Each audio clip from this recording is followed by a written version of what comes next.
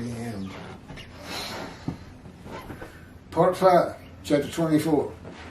My memory card, it can hold 10, 12, 30-minute videos, but it always cuts off at 30 minutes. There's got to be an answer to that I can't just go for an hour and a half.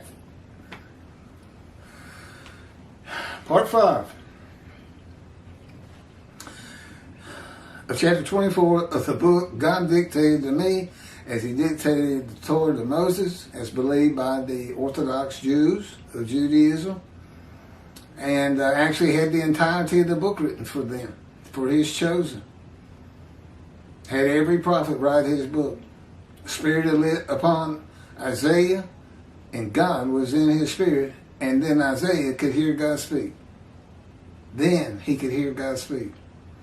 That's in the book of Ezekiel. And he did it with every prophet. He said, write this down. And also I need these, I need another few books for the writings, Chronicles, etc. King David probably wrote every one. Well, yeah, he definitely had the Spirit of God in him, and God's in his spirit. You can find it, and it's in these videos. It's in this book. Probably wrote the 3 books he's in. I think it's Samuel's 1 and 2 and Kings 1. I think he dies right off the bat in Kings 1.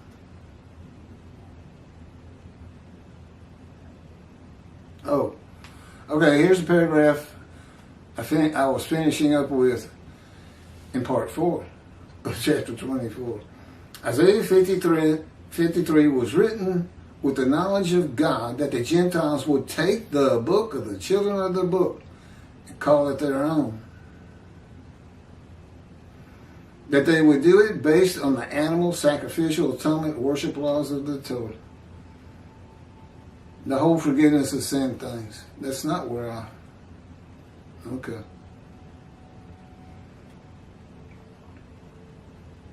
The primary purpose of verse 10 is not to test the devotion. It is to make certain that the animal sacrificial atonement worship laws of the Torah cannot be used for the man described. That's why God disfigures him and blemishes him with disease. And I guess the Christians just, I don't know. Now, I did hear one man of the Catholic clergy say, we know Jesus doesn't fit every verse, but who else can it be? You're looking at it. Jesus wasn't disfigured at birth. He was never sick, as far as the Gospels say.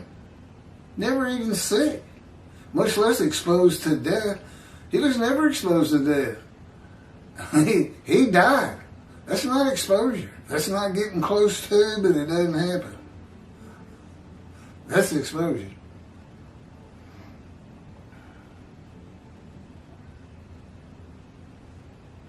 It is the only reason God would crush a man with the disease, to make him be his servant. You cannot offer an animal with defect.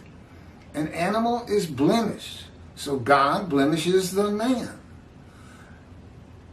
No man would refuse God, and God does not need a man's permission to make him a servant. He is God. In the book of Ezekiel, God sees him.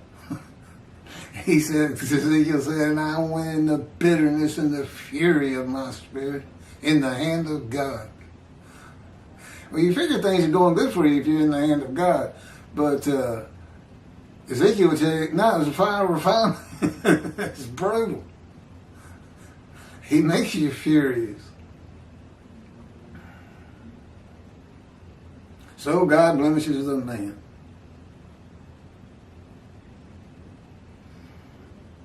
In the book of Ezekiel, God seized him and made him suitable for the purpose of being a prophet to the Assyrian Babylon exile in God's fire refinement. That won't work. No, we're going to have to stop there.